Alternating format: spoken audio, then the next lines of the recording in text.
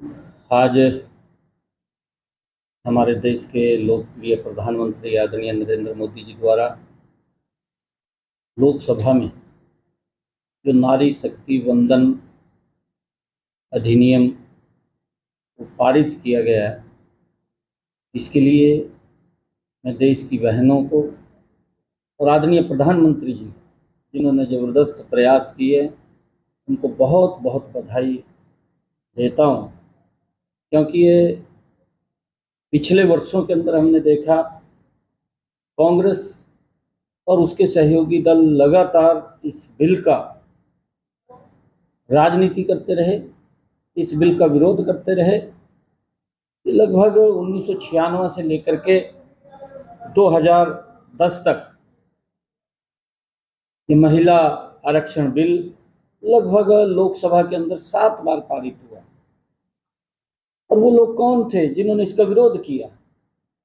लगातार इसका विरोध होता रहा, परंतु आदरणीय नरेंद्र मोदी जी के नेतृत्व के अंदर जब ये बिल अब पेश हुआ तो इसको पहले लोकसभा के अंदर भारी बहुमत से ये पास हुआ और फिर राज्यसभा के अंदर एक तरफा ये बिल पास हुआ। मैं आदरणीय प्रधानमंत्री जी को और देश की बहनों को मैं बहुत बहुत बधाई देता हूं कि इस बिल से देश के विकास के अंदर एक नया अध्याय जुड़ेगा। और उसके साथ साथ मैं बताना चाहूँगा कि इन 9 वर्षों के अंदर जिस प्रकार से कांग्रेस और उसके सहयोगी दल, अगर हम ध्यान करें कि 1996 में ये एच.डी. देवेगौड़ा के नेतृत्व के अंदर बिल पास हुआ, परंतु किन कारणों से वो पास नहीं हो पाया, किन्होंने उसका विरोध किया और वो लोग कौन थे जिन्होंने उसका विरोध किया, उसके कारण ये पास नहीं हो सका। और फिर 1998 में अटल बिहारी वाजपेयी जी इस बिल को लेकर के आए। उसके अंदर भी कुछ लोगों ने, क्योंकि अटल बिहारी वाजपेयी जी की जो सरकार थी वो कई दलों को साथ लेकर के चल रही थी, उसके अंदर भी वो पास नहीं हो सका। और जब 1998 में अटल बिहारी वाजपेयी जी इस बिल को लेकर के आए तो इसी सदन के अंदर कुछ लोग बैठे हैं, उनके आकाओं ने उनकी कापियों को फाड़ने का काम किया। और फिर 1999 में वाजपेयी जी फिर दोबारा इस बिल को लेकर के आए और फिर 2002 में वाजपेयी जी फिर इस बिल को लोकसभा में लेकर के आए और 2003 में वाजपेयी जी फिर इसको लोकसभा में इस बिल को लेकर के आए। परंतु कौन लोग थे वो जो विरोध करते थे, उस विरोध के कारण ये बिल पास नहीं हो पाया। 2008 में यूपीए सरकार इस बिल को लेकर के आई, परंतु वो पास नहीं हुआ। और उसके बाद 2010 में ये फिर बिल लोकसभा के अंदर महिला आरक्षण का आया, परंतु उसका विरोध हुआ, वो पास नहीं हो सका। और अब आदरणीय नरेंद्र मोदी जी के नेतृत्व में ये बिल आया है, नारी शक्ति बिल, और ये लोकसभा में भी पास हुआ, राज्यसभा में भी पास हुआ। मैं देश की बहनों को, आदरणीय प्रधानमंत्री जी का दिल से आभार व्यक्त करूंगा कि उन्होंने एक देश के विकास के अंदर एक नए अध्याय को जोड़ने का काम किया है। और पिछले अगर हम वर्षों में देखें, 9 वर्षों के अंदर आदरणीय प्रधानमंत्री जी ने चाहे बेटी बचाओ बेटी पढ़ाओ के माध्यम से ज़बरदस्त बेटियों को बचाने का काम वो किया है। और उसके साथ साथ जो हमारी बहनें हैं, जो हमारी बेटियां हैं, उनको चाहे आर्मी के अंदर और चाहे एयरफोर्स के अंदर, उनको हमारे बॉर्डर के ऊपर हमारी बेटियां आज हमारी सुरक्षा कर रही हैं। और उसके बावजूद अगर हम देखेंगे कि देश के अंदर राफेल जैसे जहाज को भी उड़ाने का काम हमारी बेटियां आज कर रही हैं। ये आदरणीय प्रधानमंत्री जी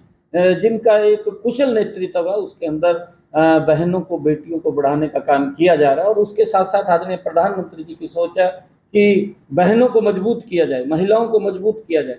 आदरणीय प्रधानमंत्री जी ने बहनों को सेल्फ हेल्प ग्रुप के माध्यम से उनको लगातार मजबूत करने का काम इन 9 वर्षों के अंदर आदरणीय नरेंद्र मोदी जी के नेतृत्व में हुआ। आदरणीय प्रधानमंत्री जी ने हम सब ने देखा है कि जिस माता बहन के घर के अंदर गैस का सिलेंडर नहीं था, धुएं के कारण उसकी आंखें खराब हो जाती थी, आदरणीय प्रधानमंत्री जी ने उसकी चिंता की और चिंता करके उसके घर के अंदर गैस का कनेक्शन सिलेंडर पहुंचाने की व्यवस्था भी इन्हीं 9 वर्षों के अंदर की। चंद्रयान 3 के ऊपर जो सक्सेसफुल लैंडिंग हुई है उसके अंदर भी हमारी बहनों की एक अहम भूमिका है, इसको पूरा देश ने देखा है। तो आदरणीय प्रधानमंत्री जी की सोच है कि बहनों को जब इस लोकसभा के अंदर इस बिल के माध्यम से उनको आने का मौका मिलेगा तो देश विकास की गति के ऊपर आगे बढ़ेगा। तो मैं आदरणीय प्रधानमंत्री जी को और सभी बहनों को मैं बहुत बहुत बधाई देना चाहता हूँ। कांग्रेस के योग्याभान ने एक बड़ा विवादित अमर्यादित बयान दिया है प्रधानमंत्री नरेंद्र मोदी और मुख्यमंत्री मनोहर लाल जी के खिलाफ, क्या कहेंगे? देखिए, कांग्रेस की स्थिति ऐसी हो गई है कि पद कपड़ा है पदूखड़ा और पदूखड़े का पड़ा है आड़माड़। जिस प्रकार राहुल गांधी बयान देते हैं उसके चिल्ले तो उससे समाज को, देश को तोड़ने वाले बयान देते हैं। इस बयान की जो एक जिम्मेवार पद के ऊपर कांग्रेस पार्टी के अध्यक्ष जिम्मेवार पद के ऊपर बैठे हैं और इस प्रकार की वो बयानबाजी करते हैं जिससे कि समाज के अंदर एक बड़ी उसकी प्रतिक्रिया जाती है कि उन्होंने जो कहा है, क्योंकि राहुल गांधी हमारे कुरुक्षेत्र के अंदर आए थे। जब राहुल गांधी आकर के कुरुक्षेत्र में ये बात बोलता है कि मैं राहुल गांधी नहीं हूँ, उसने बोला है, सभी मीडिया के सामने बात बोली है कि राहुल गांधी तो चला गया, राहुल गांधी नहीं रहा।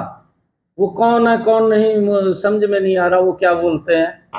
और फिर किस प्रकार से राहुल गांधी ने, इन्होंने कांग्रेस के लोगों ने कभी भी संवैधानिक परंपराओं में, इस लोकतांत्रिक परंपराओं में विश्वास नहीं किया, इसको तोड़ने का काम किया है। इन लोगों का संविधान के अंदर विश्वास नहीं है, इन लोगों का लोकतंत्र के अंदर विश्वास नहीं है, इन लोगों का इस भारत माता के अंदर विश्वास नहीं है। और यहाँ तक कि यही राहुल गांधी बोलता था देश के अंदर कि ये देश तो मक्खियों का छत्ता है और मक्खियों के का छत्ता इसने बताया राहुल गांधी ने किस प्रकार की अमर्यादित भाषा ये लोग बोलते हैं।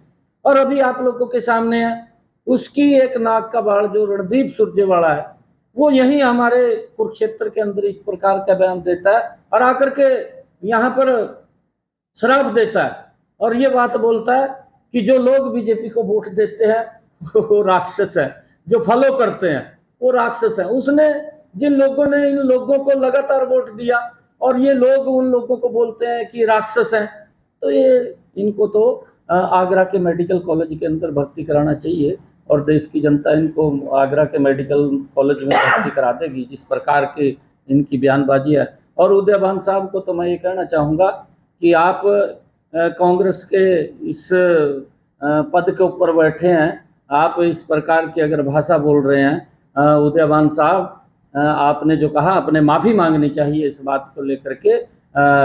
ये देश का संवैधानिक पद है, आदरणीय प्रधानमंत्री जी जिसने भारत का नाम पूरे विश्व के अंदर ऊंचा किया है और आज विकास की गति हुई है। आज गरीब व्यक्ति को उसको घर भी मिल रहा है, उसको गैस का सिलेंडर भी मिल रहा है, उसके घर के अंदर पानी भी है, उसके घर के अंदर अनाज भी भेजने का काम किया जा रहा है। ये नरेंद्र मोदी जी कर रहे हैं, गरीब व्यक्ति के घर के अंदर कर रहे हैं। इन लोगों को पीड़ा हो रही है। आदरणीय मनोहर लाल जी के नेतृत्व के अंदर जो सरकार हरियाणा के अंदर है, बिना पर्ची बिना खर्ची के उस गरीब माँ के बेटे को भी रोजगार दिया जा रहा है। इन लोगों को दर्द हो रहा है, इन लोगों को पीड़ा हो रही है और इस प्रकार का ये बयानबाजी करके ये समाज को तोड़ने का काम कर रहे हैं। परंतु मैं उदयभान साहब को कहना चाहता हूं कि कांग्रेस पार्टी ने डॉक्टर भीमराव अंबेडकर जी को विरोध किया, उसको जीतने नहीं दिया, उसकी सीट के ऊपर उन्होंने अपने एक व्यक्ति को खड़ा कर दिया।